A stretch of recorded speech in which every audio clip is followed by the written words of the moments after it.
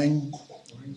My name is Swami Arupeshananda, as Maharaj just said, and the title of today's talk is Trabuco Ghost Stories.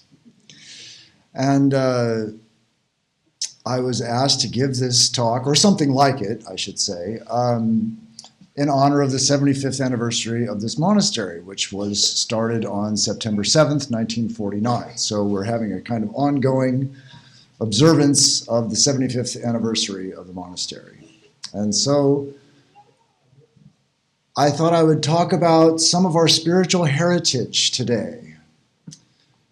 My own history in this place goes back to my very first 4th of July, 1969. And I think it was, I guess it'd be my third 4th of July, 1971. I'm told I got pushed into the fish pond by a big 4-year-old girl, and I fell and swam around in there.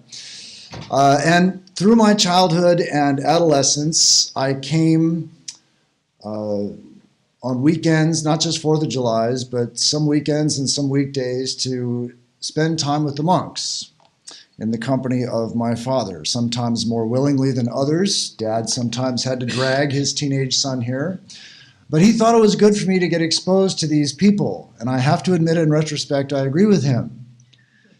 And so I got to see some of the lives here pretty close up from the 70s, 80s, 90s until I joined this monastery myself. And so I'd like to talk about some of those lives because I am so very grateful that I got to meet and be influenced by these people who tried, sometimes more perfectly than others, to dedicate their lives to the teachings of Vedanta and to make the teachings of Vedanta manifest in their lives. That's why we come here to this monastery, is to do that. So I think probably the best place to start is at the top. Okay, so this is a picture of the founder of this, not just this monastery, but this entire Vedanta Society of Southern California. His name is Swami Prabhavananda. I was fortunate enough to touch his feet before he left this world. I was only 7 years old, actually, when he passed away, July 4th, 1976. I was actually there that night when he died. And they say a picture is worth 1,000 words, and I think it probably, this is a good one. There's a lot in this picture. Take a good look at that face and the joy that comes off it. Nevertheless, I'm going to read out to you something that our own Swami Yogeshananda wrote about this Swami Prabhavananda. Just in case some of you don't know who that might be, I'm just going to show you. That is our Swami Yogeshananda. He moved in here in 1949, and he actually passed away here just recently at the age of 98. So these are his words about Swami Prabhavananda, the one I showed you just a second ago. He says, "In Swami Prabhavananda's eyes and face, one very often saw the combination of deep inward joy and the shedding of light from that joy like a beam on everything encountered, which one sees in most of the photographs." I think that's a fairly good assessment. And I have to say, from my own experience, even at the age of 7 years old, being in this man's presence was completely transporting. You felt like, as a little kid, I could say it was something like Disneyland and Christmas and Santa Claus and everything that you wanted as a little kid. A sense of joy and security, and it's really kind of hard to put it into words. But it was transporting. And you say, well, you're just a little kid, what do you know? Elder people felt this way too. I'm going to read some more from Yogeshananda here.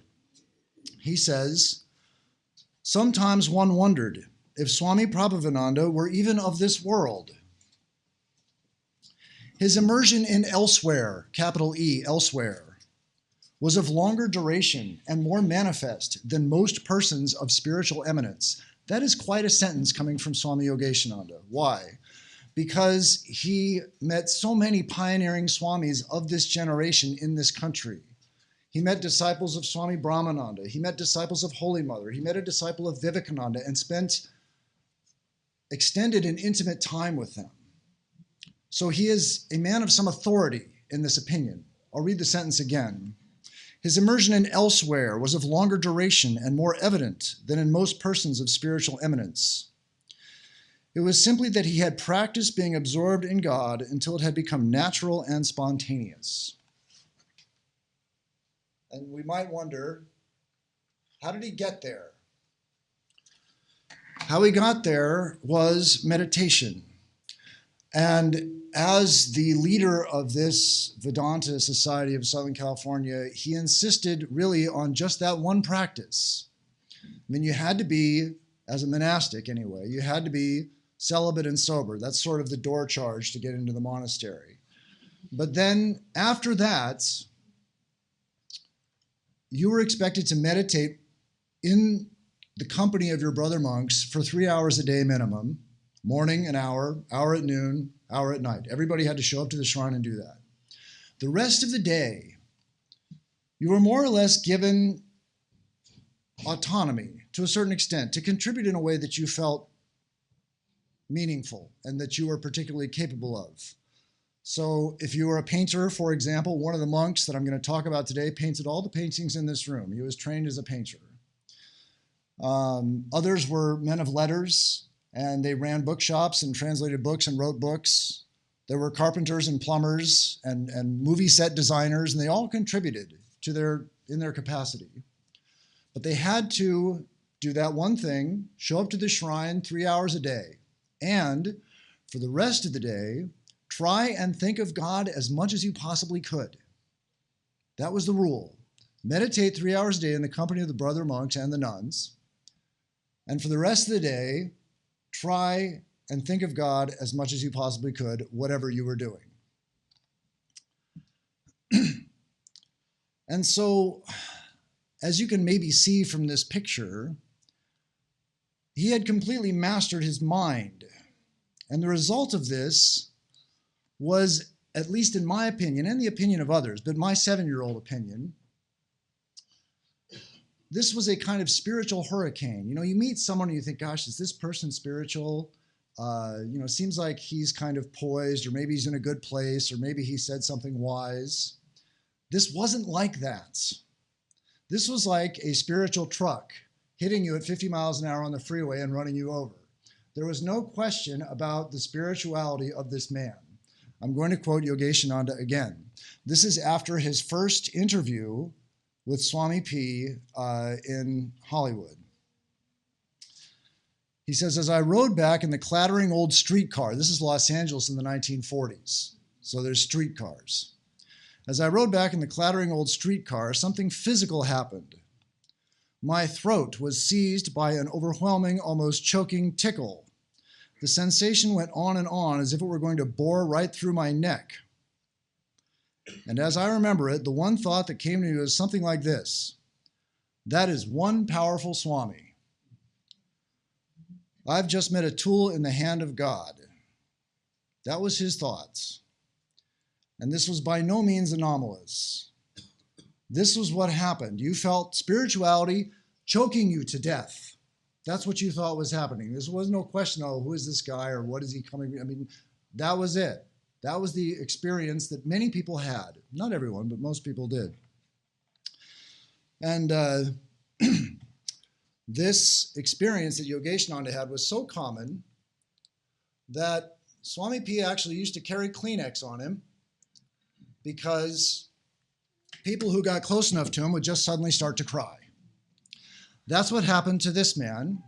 This is Swami Tadatmananda, who is the abbot of the monastery when I came and joined here. He's the one who painted all the paintings in this room. As a 25-year-old Navy man, he came and met Swami P and had an interview with him and couldn't say a word because he sobbed through the whole interview. Big, strong guy just out of the Navy. So I want to talk about him a little bit more before I get back to Swami P, because as I said, when I came here, he was the abbot. And for me, he was probably the perfect abbot, I think. The way this monastery was designed, the life you're supposed to lead here, was a kind of balance of the four yogas. So there's meditation time, there's karma yoga time, work time. And in the meditation time, of course, there's devotional time, and then there's study time. So there's four yogas that you get to practice every day, and it's all run by a bell. And so Tadamananda had been living here for 40 years, probably-ish, by the time I got here. He had perfected this life. He had turned it into this ballet of balance. It was a sight to behold, and I was just so lost in admiration for what he was doing, and I tried in my own pathetic way to imitate it, which I slowly got better at, but I mean, it takes time to make something like that work.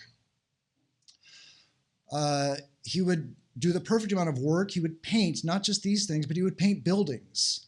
And he would do it in these little intervals so that after meditation, he'd paint for an hour. And then he'd go and do the next thing, meditation or whatever else.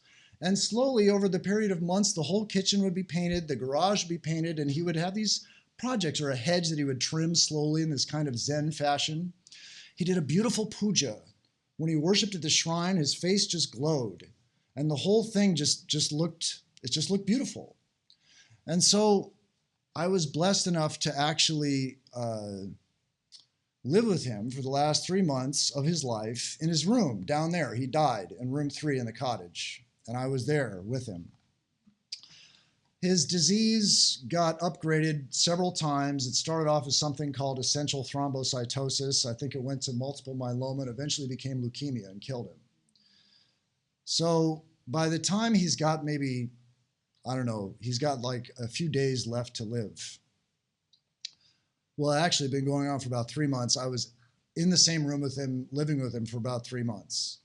And what happens at night is I wake up, because you always have to take care of somebody when they're in bad shape, and you got to get up, take them to the bathroom or clean them up or whatever you have to do. And I would find him a lot of the time just sitting on the edge of his bed and looking up at this picture of Sri Ramakrishna and praying in the middle of the night. It would go on for a long time. Well, I was exhausted. I didn't feel like getting up and praying, so I would just roll over and go back to sleep. So that goes on for months, and now he's got just a few days left to live. And I find him on the edge of the bed, looking up at the picture and praying in the middle of the night, and I roll over to go back to sleep, and I hear the bed creaking like he's falling out of the bed. So I jump out of bed, and I run over and I break his fall. And I look in his eyes, I'm like this far away from his face, looking at his eyes, and I'm trying to figure out, which you do a lot when you're taking care of people who are dying. I'm trying to figure out, what do I do now? And the nurse is gone, doctor's gone, there's nobody in the room. I feel helpless. What do I do? This is a common experience when you're taking care of someone on the way out. And so I looked at him and I asked him, I don't know what I asked. Can I get you something, water, food, whatever? I don't remember. And he looked at me. He was capable of expressing a lot without speaking. And he looked at me, and somehow I knew it was the end. I thought, this is it. And so I started chanting Jai Shri Ramakrishna. And like I said, I'm like this far away from his face. Jai Shri Ramakrishna. It didn't take long. Maybe 2 minutes of chanting. And then, and I've never had this experience before or since, but this wonderful thing happened. And I don't really know how to put it into words. But something came up out of him and went out the top of his head. I didn't see a ghost. But some kind of energy or something that you could perceive somehow went up and out.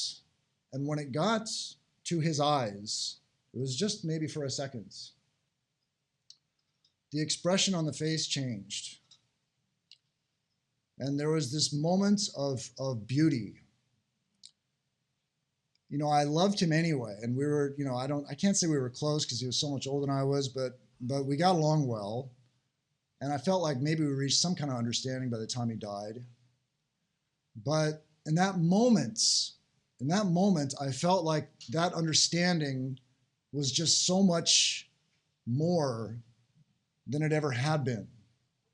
I felt like we were closer in that moment. And what I saw on his face was something like, well, there was love, there was sympathy, there was something like pity. There was. He looked at me and he thought, you know, kid, you got a long way to go, and I'm out of here. I mean, I got some of that too. Which, okay, I can understand because I didn't want him to go, and I know I got a long way to go, and okay, so we had that moment. Anyway, he left. And to me, what did I learn from this, and why am I telling you this? What I got out of this is a line from the Gita, the Bhagavad Gita. Sri Krishna says, whatever a man remembers at the last, when he is leaving the body, will be realized by him in the hereafter, because that will be what his mind has most constantly dwelt on during his life. I'm going to read that one more time. Whatever a man remembers at the last, when he is leaving the body, will be realized by him in the hereafter, because that will be what his mind has most constantly dwelt on during his life. See, now you read that, okay, you read that in the book, and then you see the beautiful life. You actually see someone lead a beautiful life and then have a beautiful death right in front of your face. That is a different experience than just reading that line in the book. And that is why this monastery is here. That's why we join this monastery, is so that we can try and bring these scriptural teachings to life, to make them real and manifest in this world. That is why we're here. That's why the guys who are here today are here. They're trying to make this teaching, or some teaching, whatever teaching, each one of us reflects this differently. But we're all trying to bring this spiritual truth to life, to make it real. Because when we do, we are a blessing not only to ourselves, but to the people around us. And so that is the lesson that I got from Swami Chidatmananda. And to join my story where I was a second ago, he had his meeting with Swami P, and he sobbed right through it, couldn't get through it. And as I said, Swami P used to carry Kleenex on him because people would get next to him and just start crying for no reason. And as you can see in this picture, I think, yeah, we can see pretty well. He's sitting at the table. There's a coffee cup there. It's a meal table. And his face is just completely covered with tears. He's flooded with tears in this photograph. I don't know if you can all see that. This was a common occurrence. So it wasn't just that other people had this experience. He was living in this experience. And that experience was contagious. You got next to this and it started happening to you. And again, another line from the Gita that I think this reflects.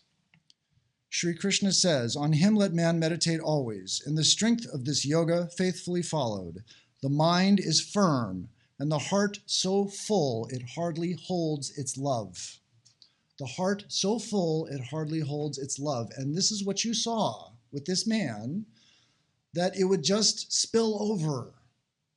And it was positively contagious. I'm going to read one more account that is also typical, and I'm not going to tell you the name of this guy because he's still alive. He's an ex-monk. He sent me this in an email probably within the last year anyway, long before I thought of this talk, but it's fortuitous that I dug up an old email and found this.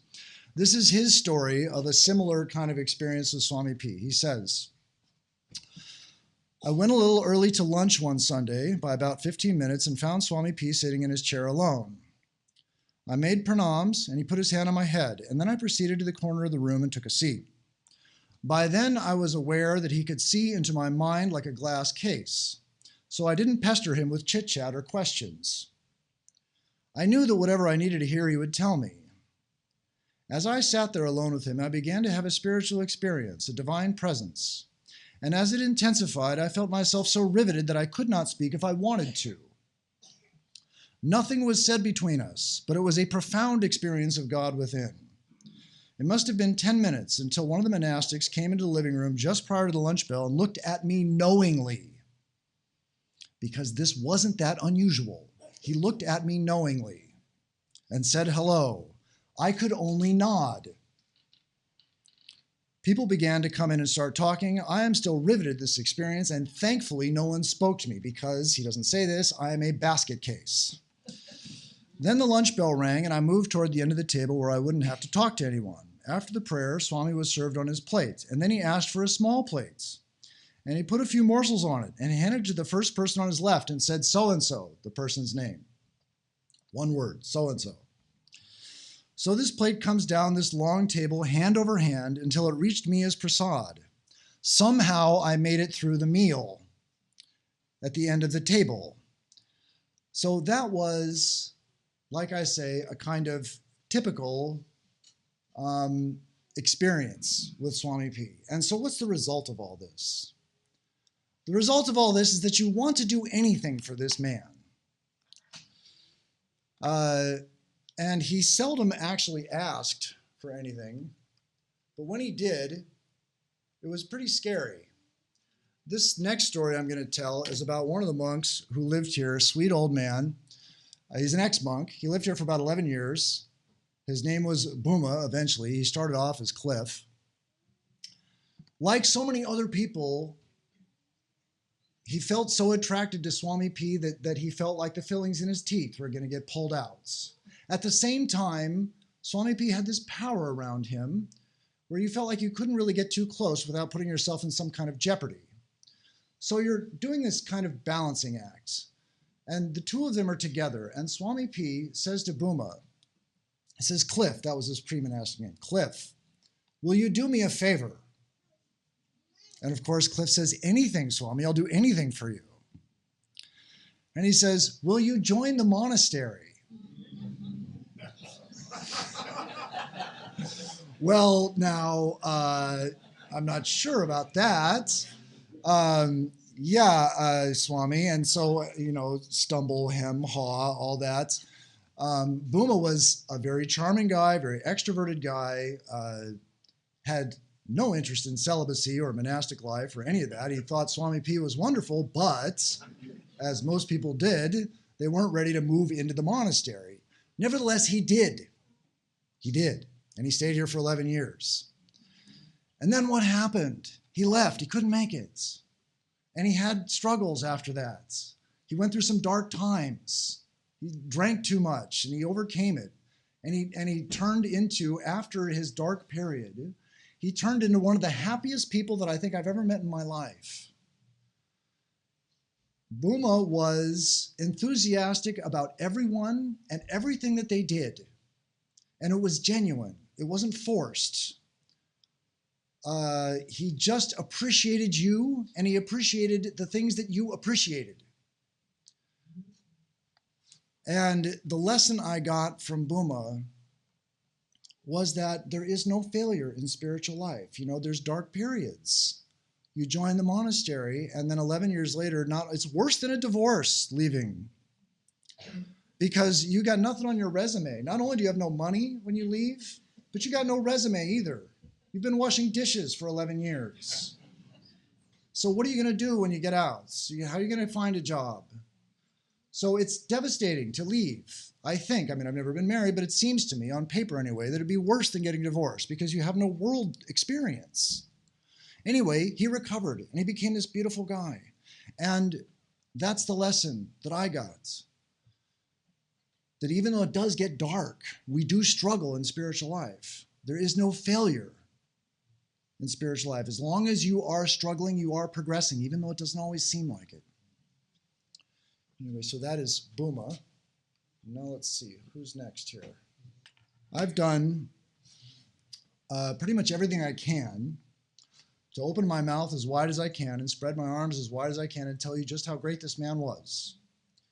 And I want to tell you that he's not my guru, which makes it okay for me to talk about him like this because I'm not promoting myself.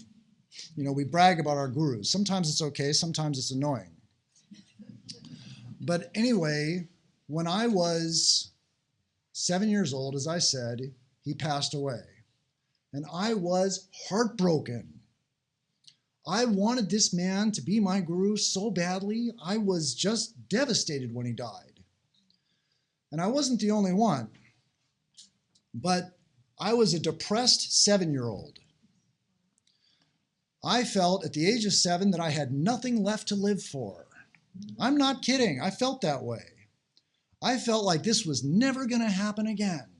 And my one big opportunity for spiritual growth was over. I'd missed the boat. I was born too late. And as I said, I was not alone in this opinion. There was wait lists at this point to get initiated, and I'd made it onto one of the wait lists, and so had other people. And then he passed, and then there was this tremendous vacuum. And people looked around, and they started doing Swami comparisons. Various Swamis came through at the time. This one's not, and this one, and this one, and this one, and all these Swami comparisons, right? And I suffered from this loss for decades. This tormented me for decades after this. And I want to tell you, because I think we've all done Swami comparisons, it's not very constructive. And I want to tell you how I managed to finally make peace with this. Asim, one of the monks who lived here, whose picture So if you can believe this, those of you who knew Asim, he's on the far left. He's about probably 25. So he lived here for over 50 years. And actually, just next to him is Swami Yogeshananda, who's also probably about 25, maybe 30. So, and then Swami P is in the middle, and this is taken right down the hill here. Next to them is Swami Anamananda. He lived here, but he also went to other places. He passed away in 1993. I don't know the other person. I can't recognize him. Anyway, so Asim told me this story about going to the airport with Swami P to pick up Swami Madhavananda. Swami Madhavananda is in this picture on the right, closest to the shrine. So Swami P is in the middle. To Swami P's left, the far right, our far right, is Swami Nirvanananda. Madhavananda is the one closest to the shrine next to Swami P there on the right side of the picture. So Swami P goes to pick him up at the airport with Asim. And he tells Asim this, there's Madhavananda again, so you get a better look at him. He tells Asim this amazing thing about Madhavananda. He says, Swami Madhavananda is head and shoulders above me in spirituality. He says this thing. So Asim tells me this story when I don't remember when, probably 20 years. Well, she's been dead for 20 years. So he told me this a long time ago. He tells me this story and I think, wow, what was that guy like? I mean, if you've got this Hurricane Swami and the Hurricane Swami tells you, I mean, this guy must be like the Death Star, right? Just like blowing up planets or something. So I was just trying to stretch my mind to conceive of such a great presence. And so I kind of marveled at it and wondered about it for a few years. Asim dies, Swami Yogeshananda comes. Now I know that Swami Yogeshananda has spent intimate time and extended time with Swami Madhavananda. And I thought, this is the guy to ask. What was it like to be with Swami Madhavananda? Because he understood Swami P. He got choked to death in the interview by this spiritual force. And so he would be able to tell me, what was the spiritual force like with Madhavananda? So I asked him this question. And he said, no, it was nothing like that. I didn't feel anything like that ever. None of that spiritual force was there. It was just a different kind of manifestation, more subtle. You just didn't have that. This kind of it shocked me. But then I thought, oh yeah, of course, because Madhavananda was senior to Swami P, and he was also a disciple of Holy Mother. Swami P is a disciple of Maharaj. But a Holy Mother, many people just thought she was a nice lady. Holy Mother is considered to be an avatar, an incarnation of the Divine Mother in our tradition. So paramounts with Sri Ramakrishna, sharing the throne, so to speak. And yet many people just thought she was just a nice lady with some, a lot of common sense and, kind and concerned for your welfare. But the idea that she was some spiritual giants, many, if not most people missed that. And so the lesson that I got from this is this whole my teacher, your teacher thing, and my guru is more spiritual than your guru. It's just not that simple. Spirituality comes in all shapes and sizes. We have to be able to try and appreciate it in its different manifestations, because it is one. This is the teaching that Vedanta gives us. Sri Ramakrishna says, there are 3 words that prick my flesh: Guru, Master, and Father. There is one Guru. There is one Guru. And that is Satchidananda. He alone is the teacher.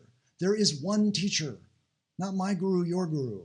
There is one teacher who manifests through all these channels to connect with us so that we can grow spiritually. That is the idea.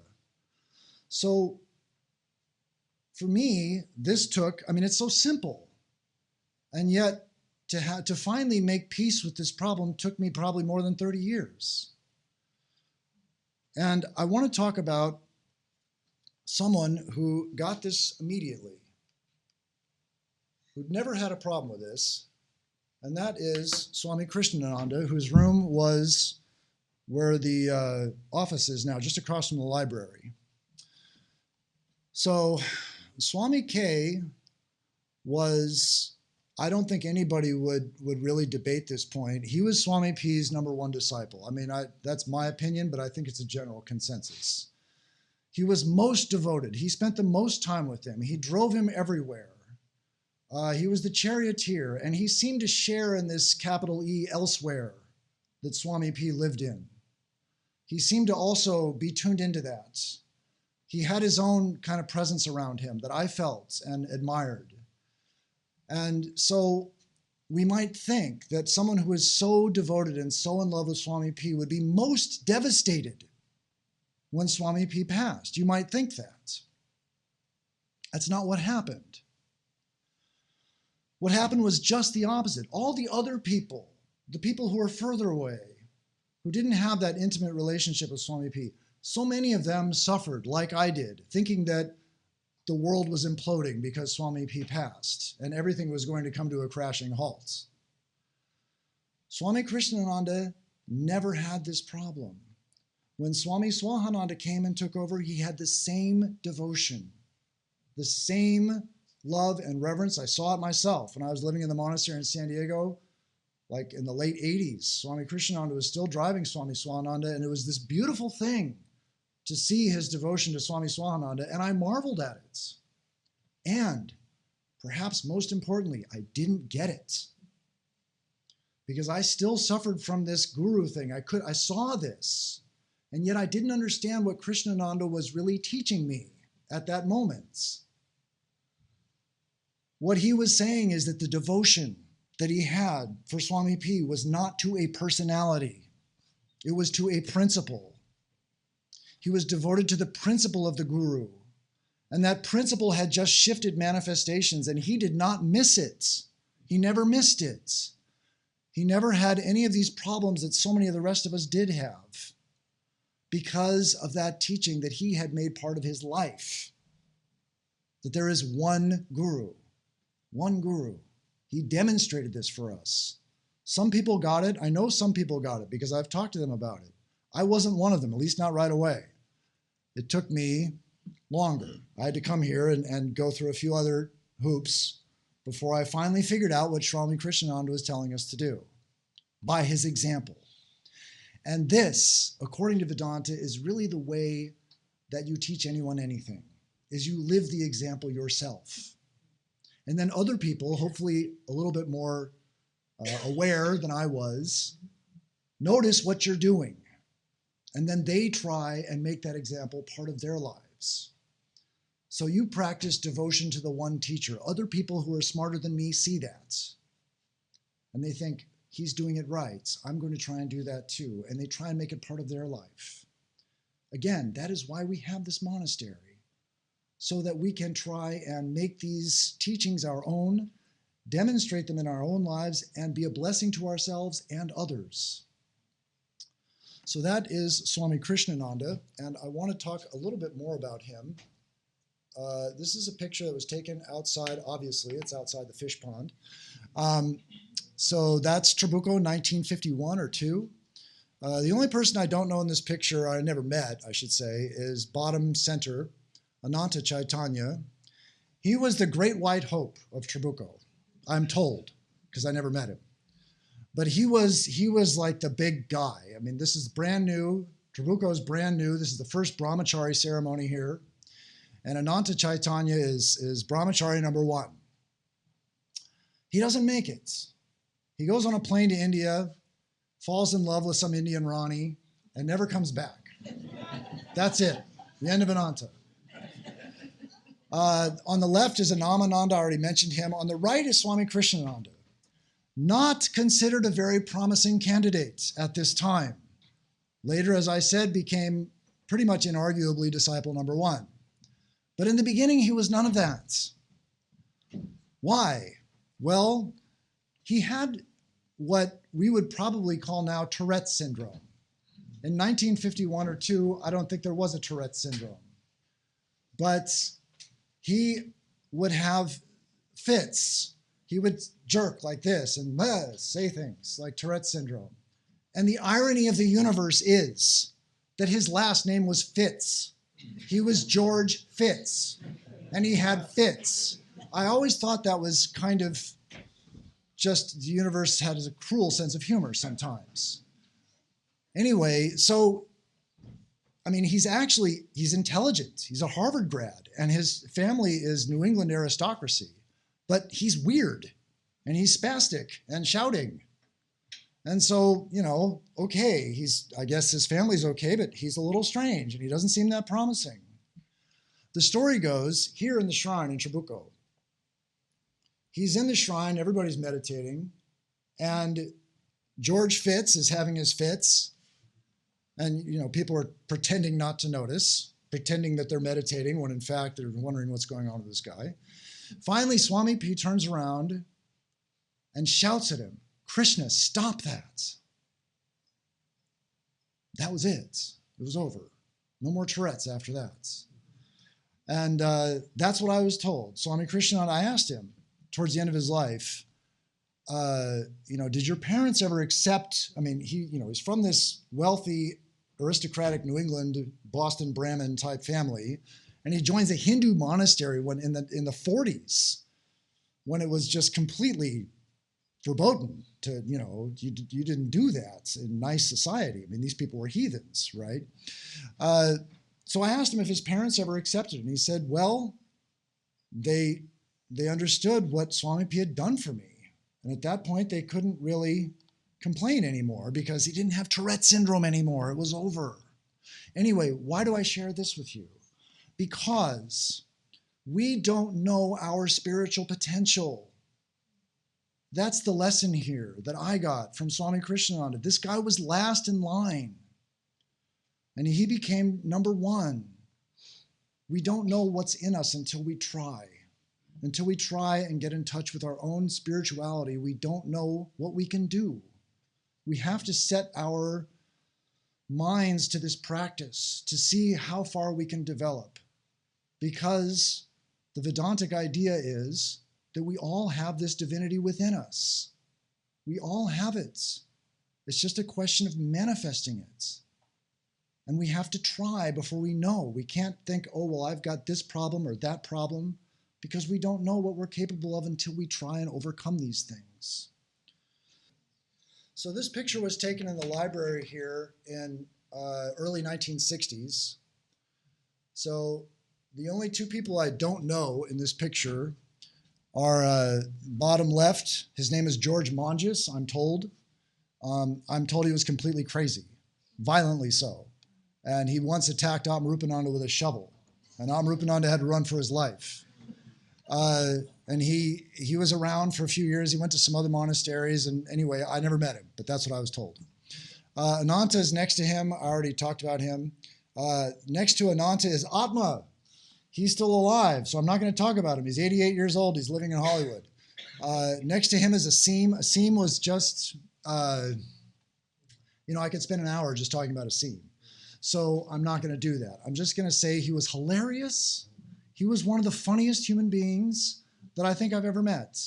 And it got to the point he told me one time, sometime in his 50s, he woke up one day and everything just seemed funny. That's what he said. It all just seemed funny. And you got that from him, that it just was funny. And he would have people coming here, they'd be in stitches with him.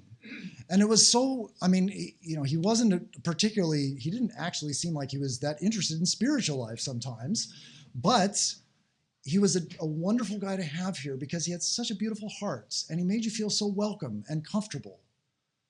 I don't think anyone ever felt intimidated or unhappy with the scene. He was just loving and funny and entertaining.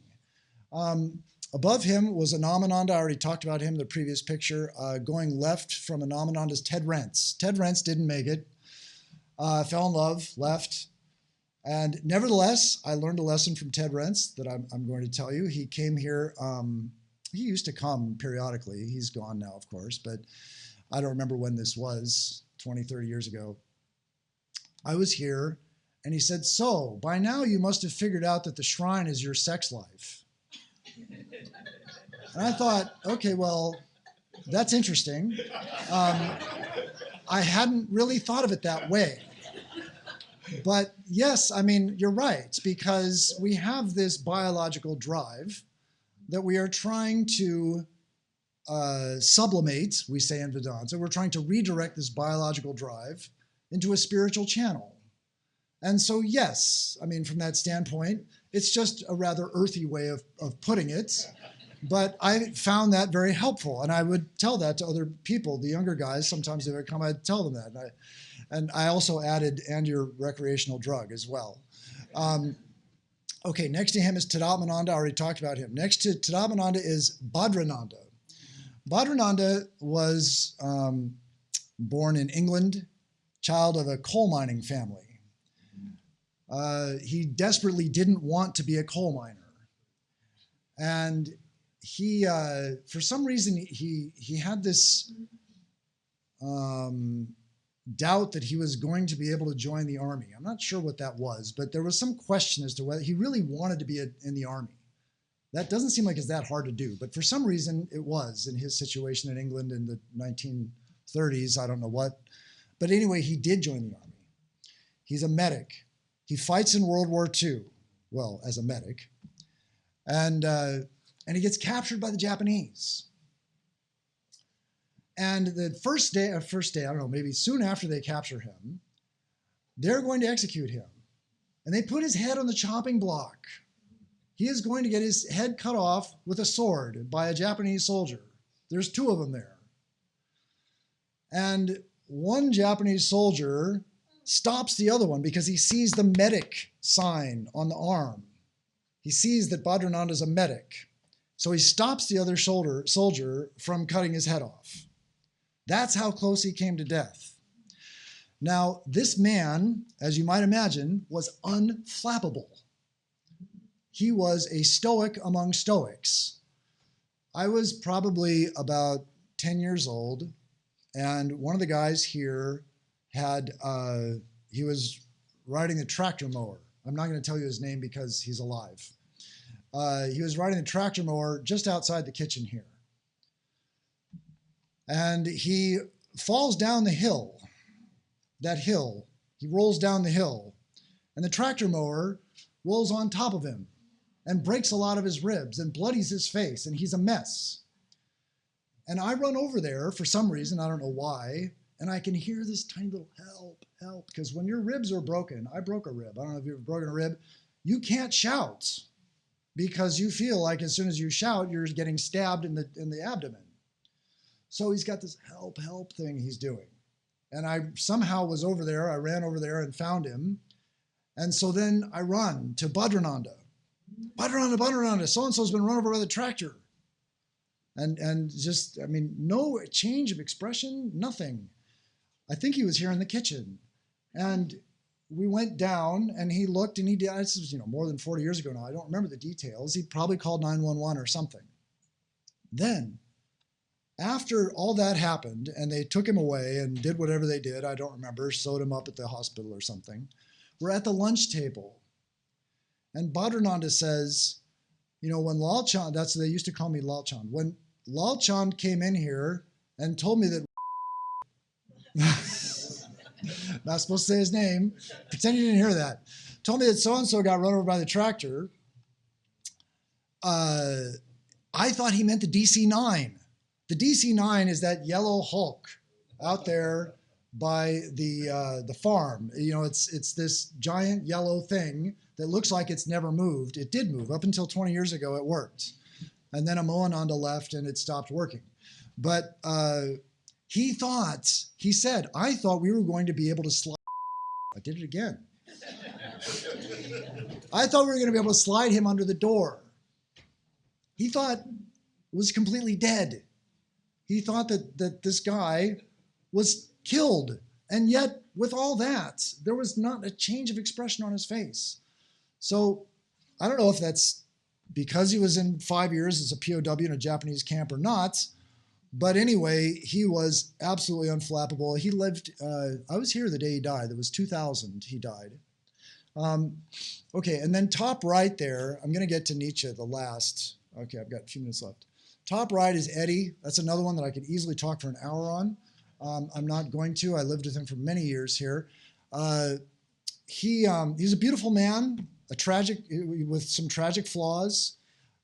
He had wonderful devotion. He really did. And he came to Swami P for an interview when he was 19. And he had this question for the Swami. He said, it seems like I'd like to find wisdom. I want wisdom. That's what Eddie said. But it seems like to get wisdom, you have to have experience. And to have experience, you have to get old. And so how can I have wisdom at 19? I mean, it seems like I have to get old first to be wise. And Swami P said, no, there's plenty of old fools out there. That's not how it works. And he said, why don't you go to Trabuco this weekend and think about it? And so Eddie spent the next 7 years in Trabuco. He went for a weekend and didn't leave for 7 years. So then after the end of 7 years, he's 19. I can make it personal. He was a virgin. And this was too much for him. He had to go out into the world and have an experience. So at this point, he's 26, and he can't take it anymore, to use one of his favorite phrases. And it's his turn on Vespers. We do this, everybody rotates shrine duty. It's his turn for shrine duty. And the rest of the guys are in there meditating, waiting for Eddie to show up. He doesn't come. And they wait and they wait and they wait, and he doesn't come. Finally, somebody says, why don't you go to his room and find out what's happening? So I don't know, somebody did. And he wrote on the wall, big letters, see you later. And he went down the hill. He walked down the hill here, he told me, with $12 in his pocket, just trying to find a bus somewhere to escape, Anyway, and then he did after, I guess 30 years after that, he came back. 1996. I remember he came back Christmas, 1996. And he turned into this beautiful guy. He had such devotion, and he would sing these songs that frankly I didn't really like, but he had a guitar, and it was clear that there was devotion in his music. Some of them actually weren't that bad, but that wasn't really the point. The point was that these were done out of love. And Eddie was a man of great heart. Anyway, so that's Eddie. He died just a few years ago in a nursing home in San Diego. The last one I want to get to is Nietzsche on the far left top. Nietzsche lived here for several years. He died in 2010. Beautiful guy. I loved this guy. I loved all these guys, really. But Nietzsche was wonderful, and I'm going to end with him for a reason, because Nietzsche is a hope for all of us. Nietzsche got initiated by Swami P, I think. Actually, He joined the monastery first and then got initiated, amazingly. That didn't happen very often. But he joined the monastery, then he got initiated, and Swami Pete giggled through the whole initiation. He was in some kind of ecstatic state somehow when he initiated Nietzsche, and he had this giggle fits. And Nietzsche said the whole time it was this ha ha ha ha ha ha thing going on. I don't know. I don't think Nietzsche knows what that was. I don't know if anybody knows what that was, but that's what happened. Anyway, so when I knew him, he was a lot of fun, very jolly, liked to sing a lot. You know, you'd talk to him and he'd sing and answer to you. And frequently dance when he sang. I mean, he was this kind of happy guy. But then also he could be very caustic. He had a critical side, a sharp tongue, and you didn't want to get on the wrong side of it. So I appreciated him, and at the same time I understood that you had to be careful. So at this point he's living in Hollywood, and I'm living here, and I'm going back and forth, and he was this wonderful vent for me. I could go complain to Nietzsche. I'd go to Hollywood, and all the things that were bugging me in the monastery here, I could go complain to him about, and he'd be my sympathetic ear. Yes, there's things, I mean, there's nothing to complain about here really, but you have complaints because there's an ego, and so we complain. And so I would go complain to Nietzsche. And I noticed that this was very rewarding for me because Nietzsche would listen to my complaints. And I thought, you know, he's just such a fun friend to have. It's kind of weird. He never goes into the shrine. I thought that was strange.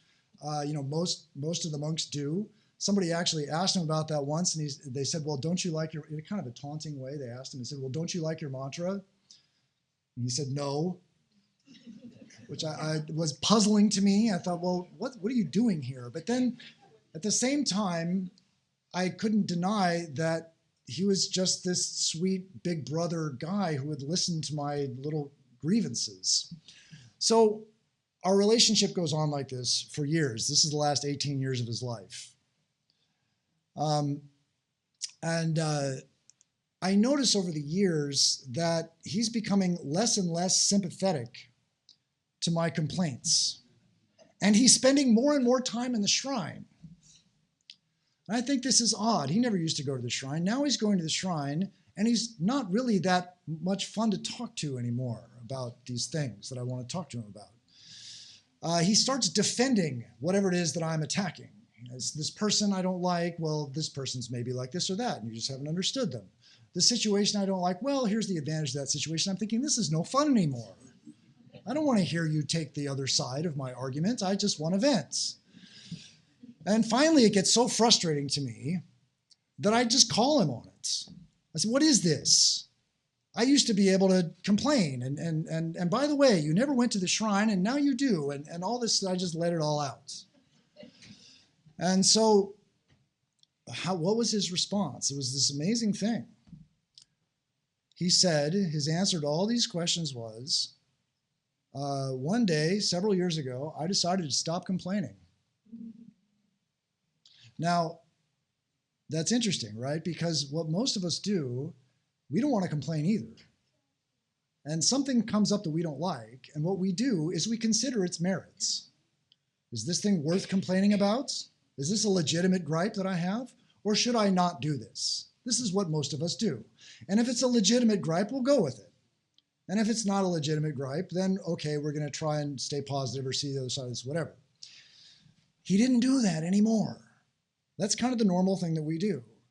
He decided that his problem was not the thing that he was complaining about. His problem was complaining itself. It's a shift in perspective. Very simple, very difficult to implement. He had decided to categorically reject all complaining, regardless of the apparent merits of the complaints. That's what he decided to do. There will be no more complaining at all, period. In his mind, this is what he did. And so towards the end of his life, he's dying in a nursing home. And I'm a little bit over here, but I'm almost finished. He's dying in a nursing home at the end of his life, and he's just a miserable bag of bones. And I go in there to see him. And I said to him just one of the dumbest things I think I've ever said to anybody. I just could not. I was so unhappy I said this. I walked in, and without taking in the situation or considering anything, I said, "Hey, Nietzsche, how you doing?" And then I looked at him, and I thought, my God, what have you said? Why did you ask that question? That was the worst question you possibly could have asked. Look at this man. Why would you say that? And then to my horror, I realize he's not just going to say, "Oh, fine." He is going to actually consider the question seriously and answer it somehow. And so he looks down and he thinks about it for a long time. And I'm just on pins and needles thinking, what is he going to say? And he looks up at me and he says, "You know, sometimes I feel pretty good." I just couldn't believe it. I just thought, my God, you've done it, Nietzsche. My salutations to you. You've actually done this thing that you set out to do 18 years ago. You don't complain anymore, right up to the door of death. Now, I find this so helpful for so many reasons. Number one is maybe it isn't complaints. Maybe we're angry. Maybe we're jealous. Maybe it's desire. Whatever it is that we have, self-pity or self-condemnation, or you know, we all have our demons. But we have this pattern. Well, this thing that I'm angry about, is it a legitimate anger? Is this anger right? We consider the object of our anger in order to determine the answer to that question. What we want to do instead is realize that our enemy is not the object of our anger. The enemy is the anger itself. Translate that to all the rest of it: desire, fear, jealousy, all of it. The problem is not external. The problem is the jealousy. It's the desire. It's the anger. It's the complaining. It's whatever it is. The problem is not out there. It is in our response to out there. That's the problem. That's what Nietzsche figured out. That's what he fought. That's what brought him back to the shrine. That's what changed him. And he started that at the age of 62. It is never too late to do this. I think that's just a tremendous lesson for all of us. It is never too late to start this. We can defeat our demons just like he did. And that, again, is why this monastery is such a blessing. It is because the people that live here are trying to implement these kinds of teachings so that we don't just read that in a book. You know, your problem isn't this, it's your anger. I mean, we've all read that, and some of these self-help books tell us this. To see someone do it, that's the difference. That's why we have this monastery. That's why this monastery is a blessing to this area. And that's why the people that come here and live these lives here, they do it so that they can make this spiritual practice a reality. And when they do that, at whatever age and whatever the practice, they become a blessing to themselves and to those who witness. And so I'm very grateful to this place, the lives that I've seen here, and I'm happy for this community that it has this place so that people can come here and try and live these lives. Thank you. May the good Lord bless you and keep you. May he make his face to shine upon you and be gracious unto you. May he lift his countenance upon you and give you peace.